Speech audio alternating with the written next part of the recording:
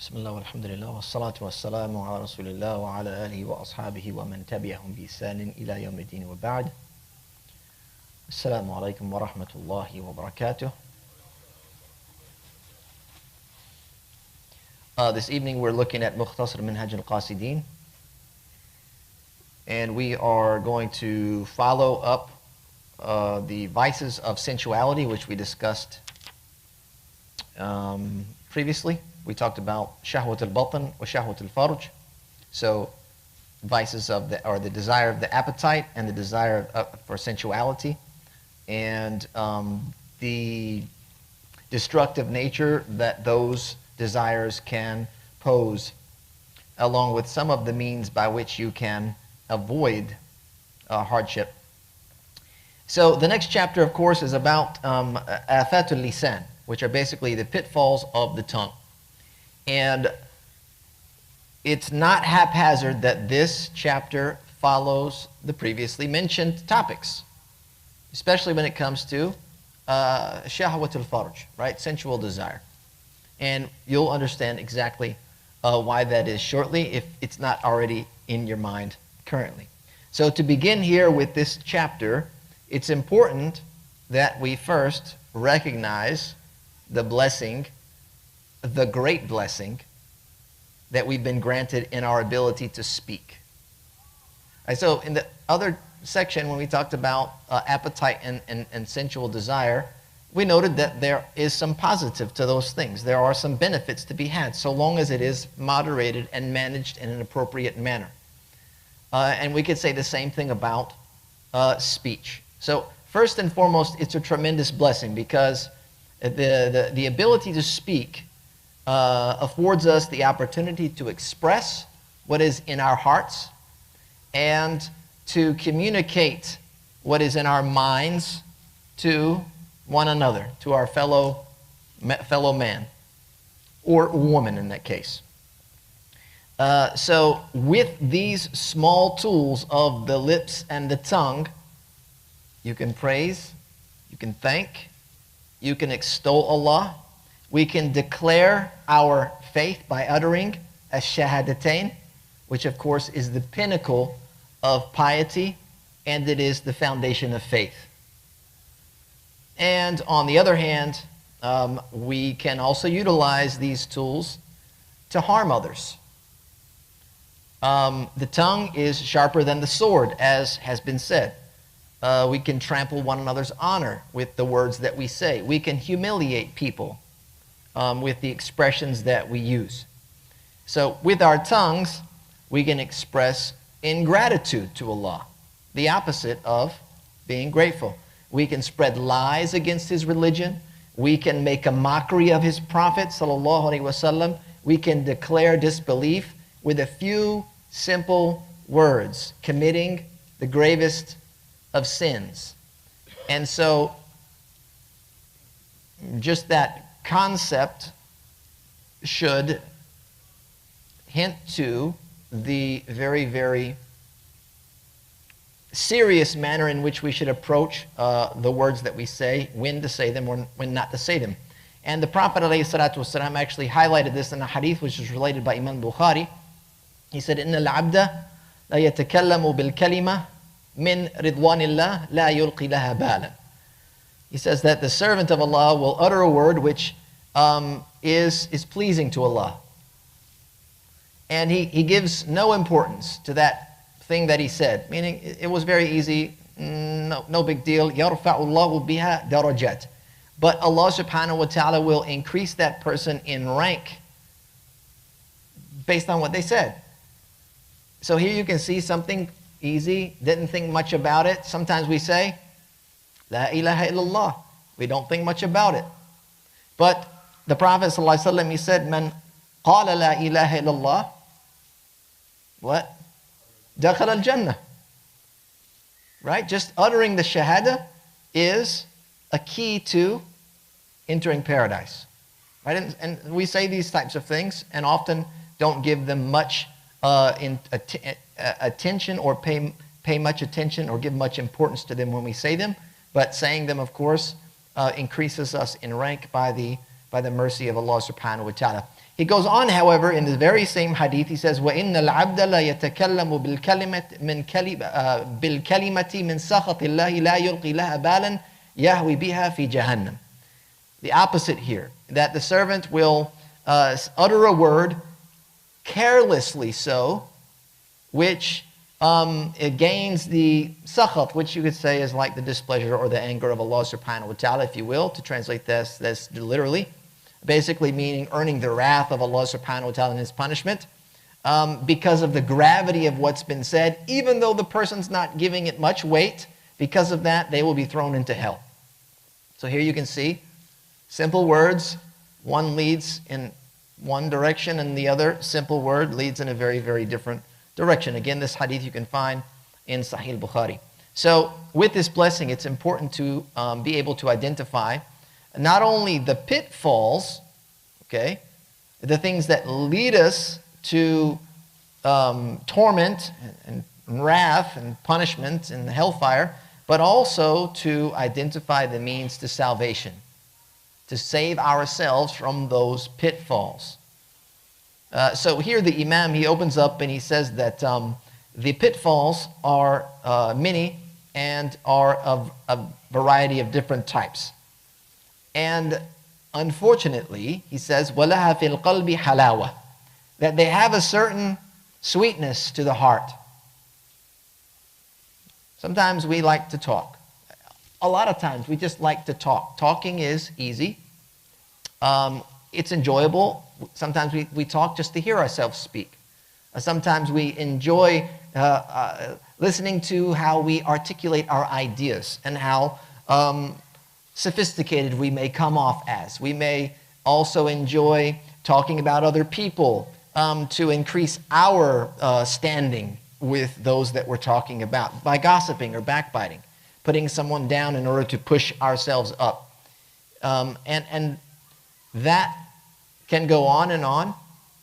And when you think about the difference between the rest of the faculties, you know, your mind even, the rest of the bodily faculties, they can get tired, they can be worn out.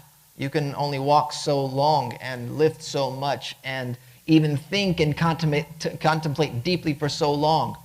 You can only look at something for so long before your eyes start to get tired. You can only listen to sound before you start to crave silence and peace.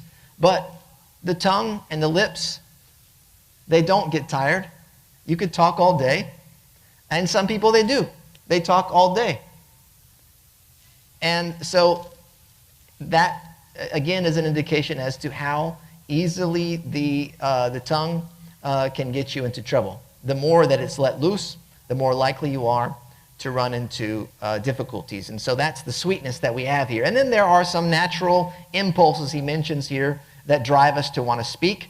And there's no salvation from the dangers of the tongue except by what is called Ṣamt. Ṣamt is, or has been defined as refraining from false statements or from idle or vain talk. That's Ṣamt. Sad, Mim, Ta, Ṣamt. And it differs from silence, which is sukut.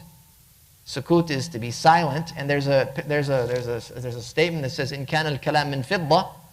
The Arabs have this statement that if speech is silver, فَالسُّكُوتُ مِنْ ذَهَبٍ, that silence is golden. Silence is golden. But I think that's not always the case, because we just said there are words that you utter that raise you in rank. There are words that you have to utter that are obligatory for you to utter. There are things like al-amr bil-ma'ruf wa nahy al-munkar, to enjoin the good and forbid the evil, when you may be obliged to speak up in cases like that. So if silence is silver, then if speech is silver, then silence is golden is not always the case. However, Ṣamt is always going to lead to salvation from the pitfalls of the tongue, because it simply means to restrain your tongue from false statements.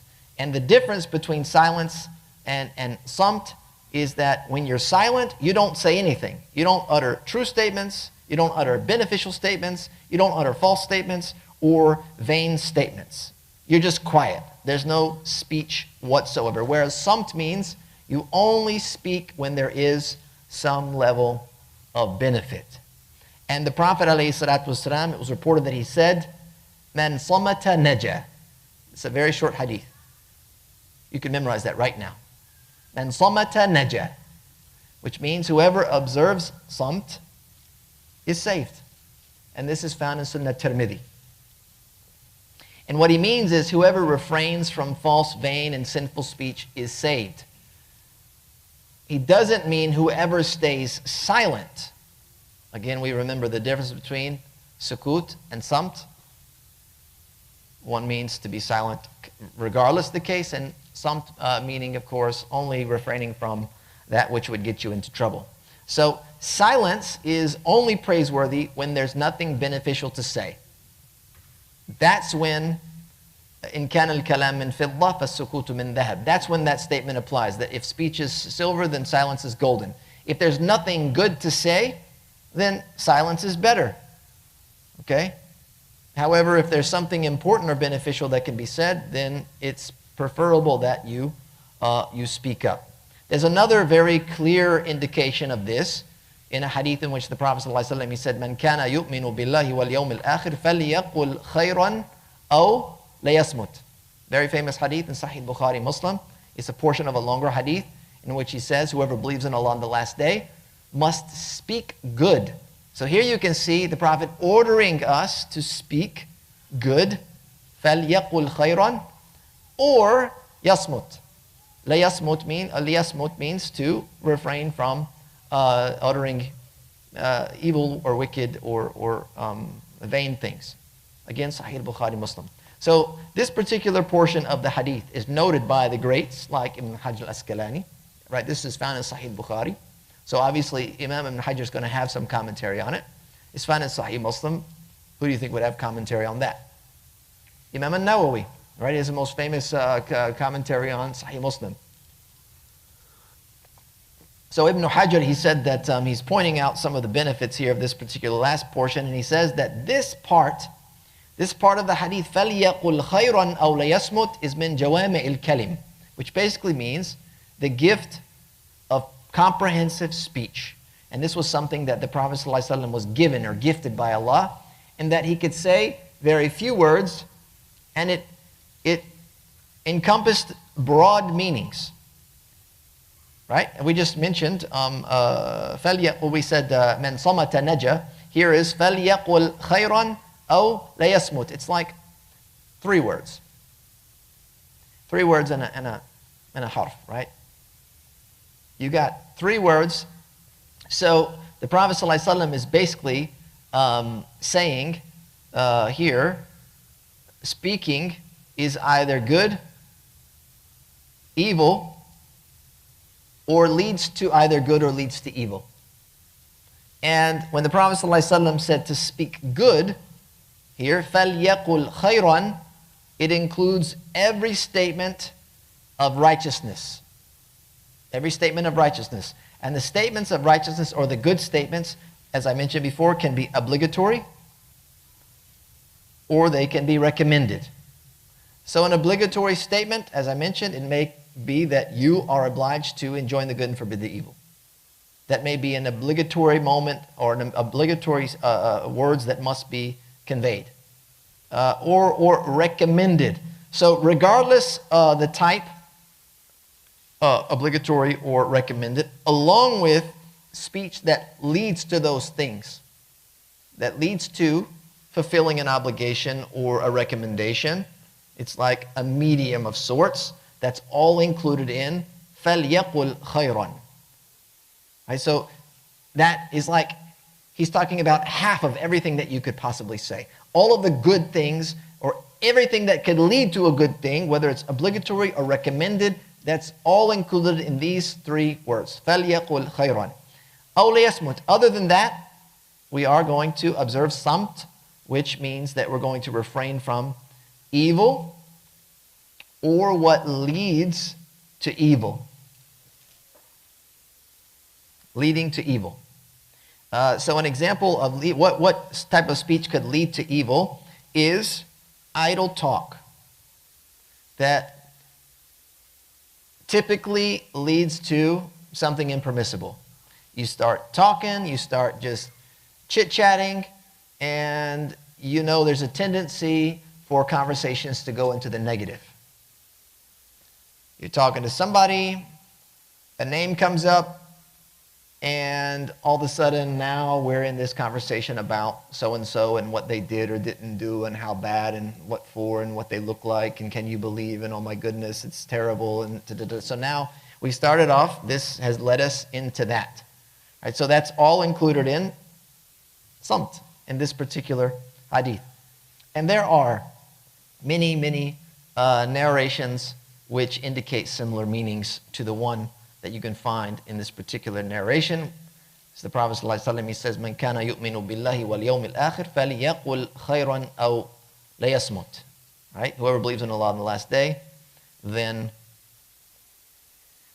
they are to speak good words or refrain or restrain. So essentially, Ṣamt here is the path to salvation from the destructive nature of the tongue or the pitfalls of the tongue. And Ṣamt is, what we should understand, is to bridle, you know, the bridle that you have on the horse, the reins. There's a bit that goes in the mouth that the horse bites on, and then the reins steer the horse. That bit, that bridle, those reins are the Sharia. It's our legal code. That's what you're being restrained and led with. So unless there's some benefit to be found in what it is that you say, be it of worldly matters, that's another important thing to note, that there could be important knowledge and information that can be conveyed about the world. You can help somebody, for example, learn a skill or find employment or make connections in your community. Those are all worldly things that are of benefit, some of them more beneficial than others. And so this is encompassed in the good, righteous, wholesome statements and speech that we should offer one another. So either your worldly affairs or, of course, the affairs of the hereafter, what is of benefit for that. Otherwise, restraint in what you say is exercised. So that is basically what he says here. وَلَا نَجَاةَ مِنْ خَطَرِهَا إِلَّا بِالصَّمْتِ. He says there's no salvation from their dangers except by way of Ṣamt. So what the Imam does in this section, and this is a rather long section for us, we're going to look at it in its entirety over the course of several sessions together. He's going to first begin by mentioning some of the virtues of Ṣamt, of this restraint. And then he's going to mention some of the pitfalls in detail. So we will be able to identify what those are. Remember I said to identify the road to salvation and identify the pitfalls. Right? So the first thing he says is that he says, know that Ṣamt, it yajma'ul himma, which basically means to allow you to concentrate or to focus on what's important. And it also empties your mind, if you will, or clears your mind. And so what's being pointed to or alluded to by the Imam is that showing restraint in this way is wisdom. There's hikmah involved. And he's pointing out some of those wisdoms in being silent when there's nothing worthy to be said. That it clears the mind, it brings about clarity, it helps you gather your thoughts and your intentions, etc. So these are just some of the things that he's noting here. And this is based on a more broad, comprehensive principle as the Prophet was related by the Prophet ﷺ. This is a hadith. It's narrated by Anas ibn Malik. He said, "As-samtu hikmah." As-samtu hikmah. Wa qalilun fa'iluh. That Ṣamt, observing Ṣamt, is wisdom. However, only a few put it into practice. This was narrated by Al-Bayhaqi in Shu'ab al-Iman. with a weak chain of narration, and some have authenticated this as being a statement from Luqman al-Hakim, as opposed to the Prophet ﷺ. So it was Anas ibn Malik relating that. It stopped at him, not traced back to the Prophet ﷺ, but related from Luqman al-Hakim. As-Ṣamt hikmah. So basically, Ṣamt is wisdom, though very few apply it. The hadith might be considered weak by way of this chain of narration. However, the meaning of the hadith is authentic. It is a accurate meaning. The accurate meaning that this contains a tremendous wisdom, and because of that, you can find that many scholars in our history have authored works, books about this particular topic, including, if you're interested to read further, especially if you read Arabic, a book written by Al-Hafidh ibn Abi Dunya entitled As-Ṣamt wa Adab al-Lisan. As-Ṣamt wa Adab al-Lisan, and that book is a book of narrations. And there are 750 narrations, beginning with hadith of the Prophet ﷺ, then moves on to like the statements of some companions and the tabi'een and the great scholars from the early generations regarding the topic. And if you were to read that book and those narrations, at the end of it, you don't want to talk anymore. 750 narrations, you don't have to read all of it. Read 50 narrations. You go, okay, we want to take a diet on talking for now, and going to exercise some hikmah after you read something of that nature. So these are some of the, he mentions here that as I said, clears the mind, brings about clarity, etc. There are other benefits that you can find from observing Ṣamt, and you can find them through numerous expert and research-based articles of our modern age.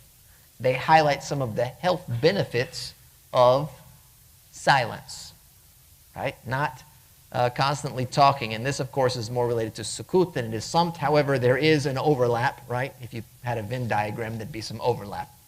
You're not speaking. One is for one reason, another is for another reason. However, there is some silence that's happening. And so what they assert about silence is that it can, number one, lower blood pressure when you're quiet. It can decrease your heart rate. It can reduce muscle tension. It can improve concentration and focus. Silence can stimulate brain growth. It can reduce cortisol and improve insomnia.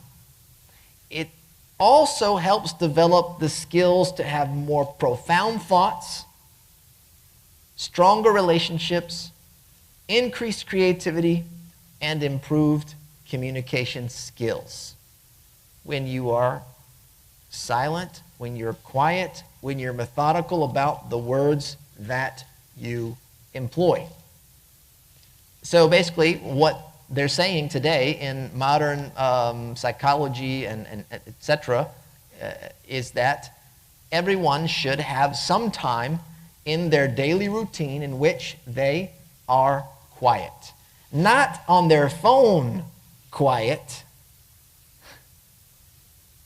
where you could be not talking for a long time, you're just, hearing talking and seeing things, but like still silence. So not just you talking, but no one talking, no sound, silence, and all of that has been studied. It's been proven through like different types of studies, and of course expert opinions on the topic. So these are just some more of the benefits. Because he mentioned some benefits, I thought it would be worthwhile to highlight some of the benefits that modern day psychology and medicine continue to uncover. And that is from the beauties of the prophetic wisdom, is that it will continue to speak to mankind regardless of how sophisticated we become and the tools and technology that we use and utilize. The prophetic wisdom will continue to speak to us, sometimes in a way that previous generations didn't quite understand. It didn't, not that they had a deficiency, but that some of the stuff hits us harder because of the way that we live now as opposed to the way that they perhaps lived back then. In the last session we were talking about Surah Al-Ghashiyah and how Allah subhanahu wa ta'ala tells us to observe Look at the camel and how it was created. Look at the sky and how it was raised. Look at the earth, the mountains, etc. And all of that stuff is kind of, for many of us today, it doesn't mean much. But for them, the Bedouin, that's what they were surrounded by all the time. It spoke to them in a certain way that it doesn't speak to us today, because we don't have camels. We don't ride around. Most of us don't, at least. The vast majority of us aren't keeping camels, any animals. So what beauty do we find in a camel? We don't even know what to look for to find such beauty, etc. But there are other things in the Quran and the Sunnah which we could really latch onto and understand based on the level of attention that we give it today. And this is one of those examples, how modern medicine and psychology continues to talk about the benefits of these things, and it just adds some flavoring, if you will, to the wisdoms found in the Sunnah of the Prophet ﷺ. So, again, Ṣamt is one of the primary means to being granted Jannah. And you can find that in the book, in the next hadith that was mentioned by the Imam here. He says, أن النبي صلى الله عليه وسلم صلى الله عليه وآله وسلم قال من يضمن لي ما بين لحيه وما بين رجليه أضمن له الجنة. He says that whoever can guarantee for me what is between their cheeks and what is between their legs, I will guarantee for them Jannah. Sahih Bukhari. So now you see why this chapter follows the previous. The previous chapter was about sensual desires, having the desire for sensuality, and that is what's between the legs. So if you can guarantee that, and now we're talking about the tongue, if you can guarantee this, the Prophet ﷺ said, I will guarantee paradise. Again, this hadith is found in Sahih Bukhari. You can also find it in Sunnah Tirmidhi, and it's found in Musnad Imam Ahmad. Another hadith, or better we should say a little bit more on this particular hadith. So when the Prophet ﷺ, he says that if you can guarantee for me what is between your cheeks, he means fulfilling the rights of the tongue. And the right min haqq al-lisan is to either say what is required or to show restraint regarding what has nothing to do with you. And that's one of the afat al-lisan. Al-kalamu fima la ya'ni. Right? To speak about things that you have no business speaking about.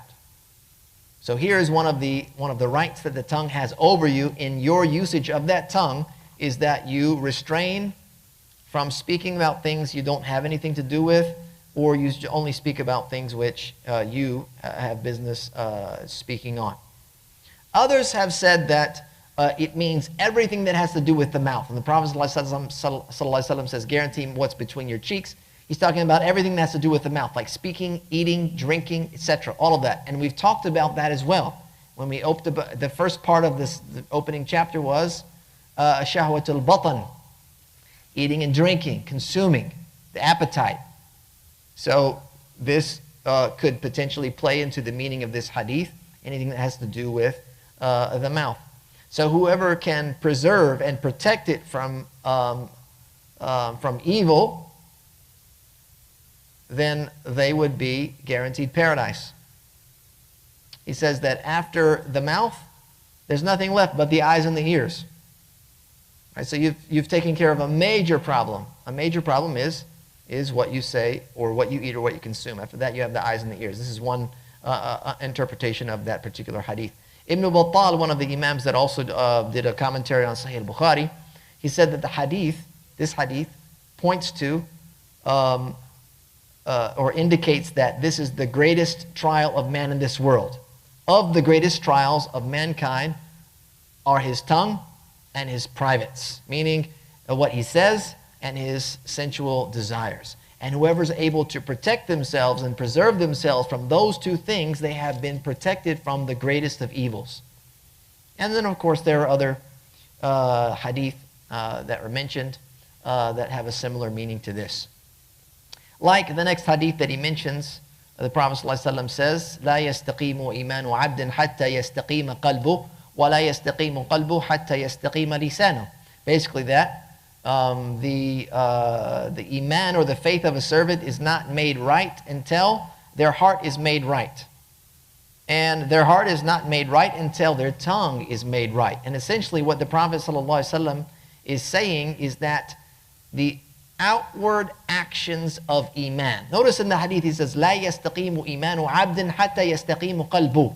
So as we understand that iman is where? Partially in your heart, right? But it's also الإيمان قول وعمل واعتقاد, right? It's a statement, it's an action, and it's a belief. It's right. What you say on the tongue, what you do on the limbs, and what you believe in the heart. Well, there's another way to say it: قول باللسان وتصديق بالجنان وعمل بالأركان. So that you are basically having actions, words that you say, and of course things that you hold in your heart. So in this particular hadith, you see that he's talking about iman and the qalb. It's separated. لا يستقيم إيمان عبد حتى يستقيم قلبه. That the faith of the person is not made right until the heart is made right. Basically talking about the actions of iman, al-amal. Part of iman is al-amal. So we're talking about here the actions, the outward deeds of Islam, like prayer and zakat and fasting and hajj, etc. Those things would not be valid until the heart is fixed. It's made right.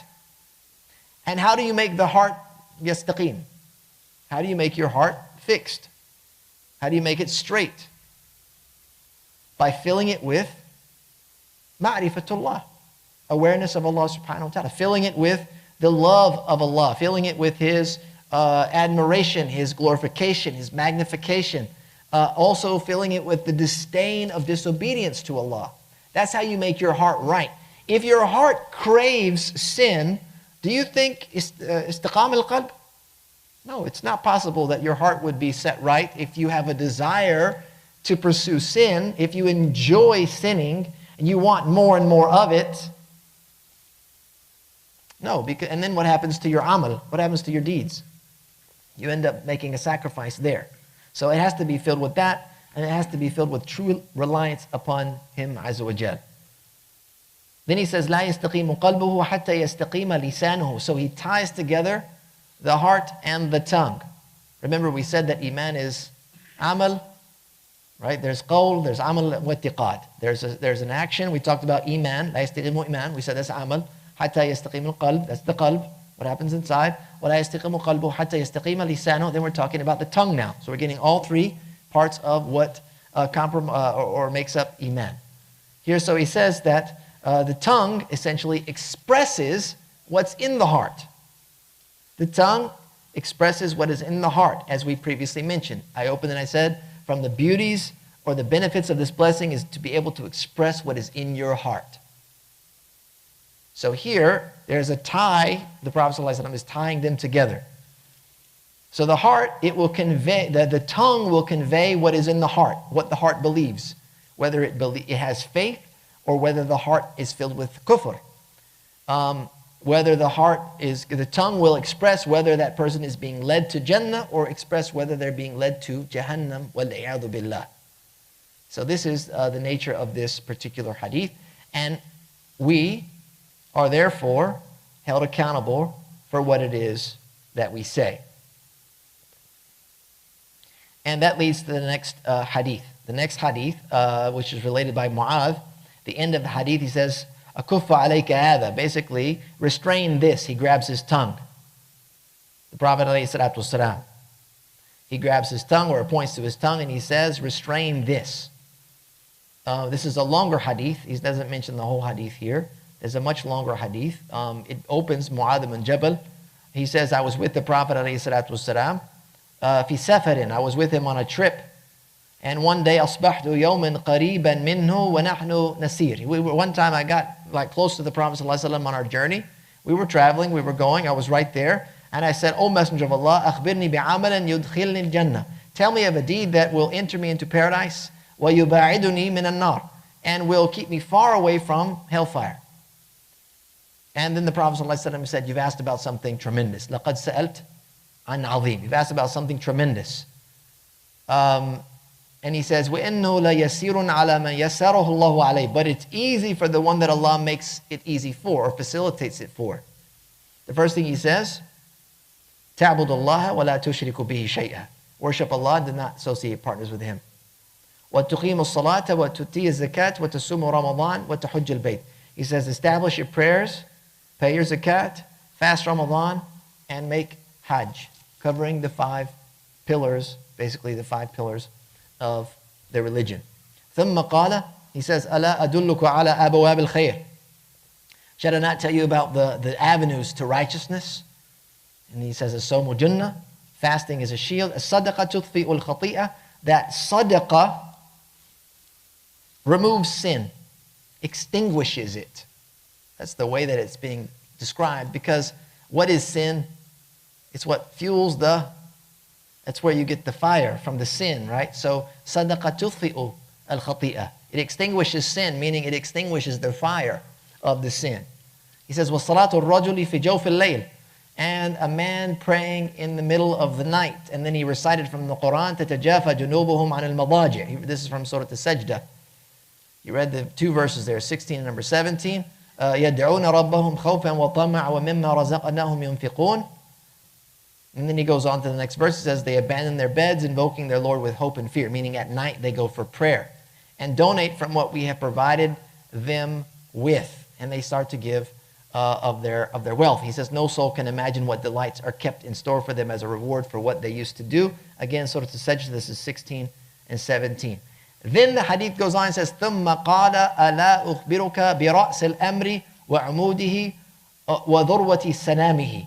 He says, should I not tell you about the رَأْسَ الْأَمْرِ, meaning the pinnacle, the head of the thing, وَعُمُودِهِ, and its support, the base of the thing, the top and the bottom, and the top of its hump, he says. فَقُلْتُ بَلَى يَا رَسُولَ. He says, oh, of course, O Messenger of Allah. He says, رَأْسَ الْأَمْرِ الْإِسْلَامِ وَعُمُودُهُ الصَّلَاةِ. The top is Islam. And the base, the foundation is as-salah, the prayer. That's what keeps it solid.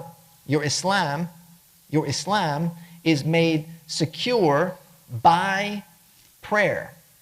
Meaning, if you're not praying, your Islam is in jeopardy. And we know that. The Prophet indicated that very clearly. مَنْ تَرَكَ الصَّلَاةِ فَقَدْ كَفَرَ. That those who abandon prayer have disbelieved. And there are numerous hadith that talk about this issue, about abandoning prayer, and we've talked about it to some extent in the other class. And then he goes on and he says, and the top of its hump, if you will, he says, وَذِرْوَةُ سَنَامِهِ الْجِهَادِ. It is jihad. So, I mean, you can see the deterioration of the ummah over, the centuries, if you will. And when things start to fall apart, things start to come apart, and we start to take off pieces, and we start to shed away these fundamental elements, what's left? There's not much left. Except for a skeleton of Islam. There's a basic kind of shape of Islam. It's not fully dressed, it's not fully formed, it's not present. The presence is lacking. He goes on and he says, after that, ثُمَّ قَالَ أَلَا أُخْبِرُكَ بِمَلَاكِ ذَلِكَ كُلِّ. Then shall I not inform you of what would be in control of all of that? What would own, or the sovereignty of all of that?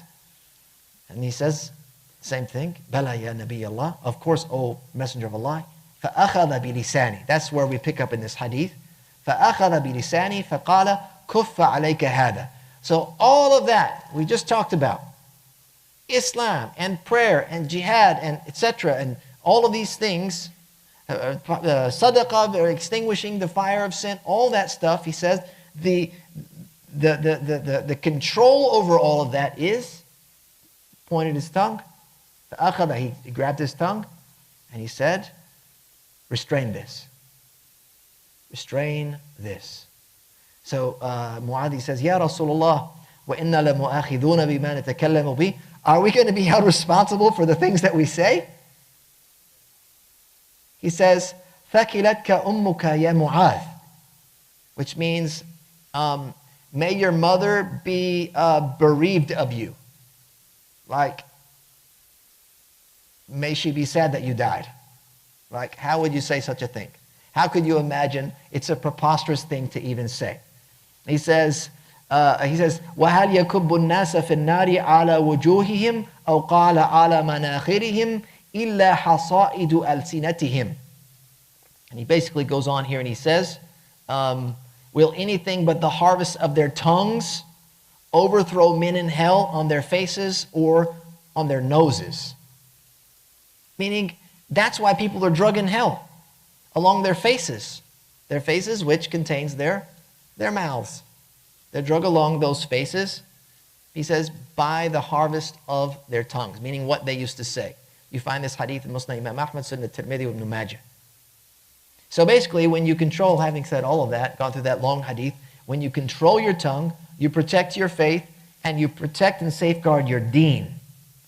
So by safeguarding your tongue, you will safeguard and conceal, Allah subhanahu wa ta'ala will safeguard and conceal your faults. This is a part of the benefits of this as well.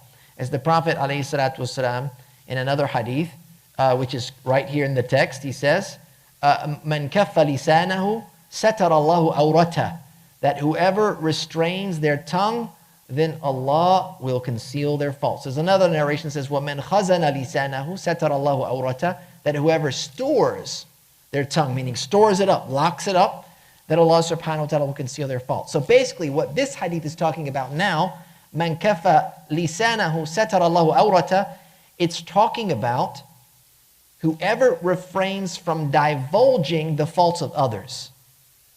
Not just simply restraining your tongue, but something very specific.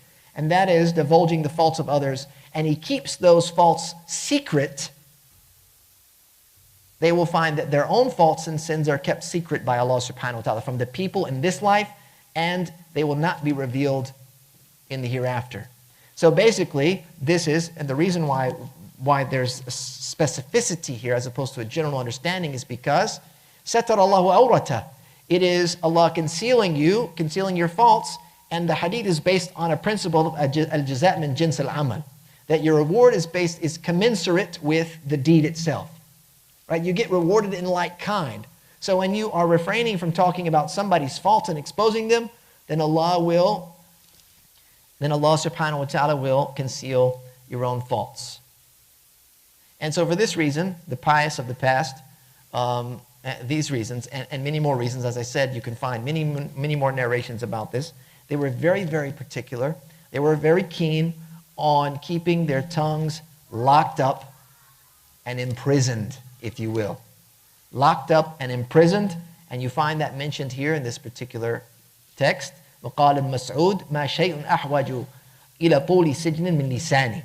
There's nothing in more need of a long prison term than my tongue, to lock that thing up. And so they would spend a lot of time. They would spend more time listening than they would spend talking. And this is mentioned again right here in the next part by Abu Darda.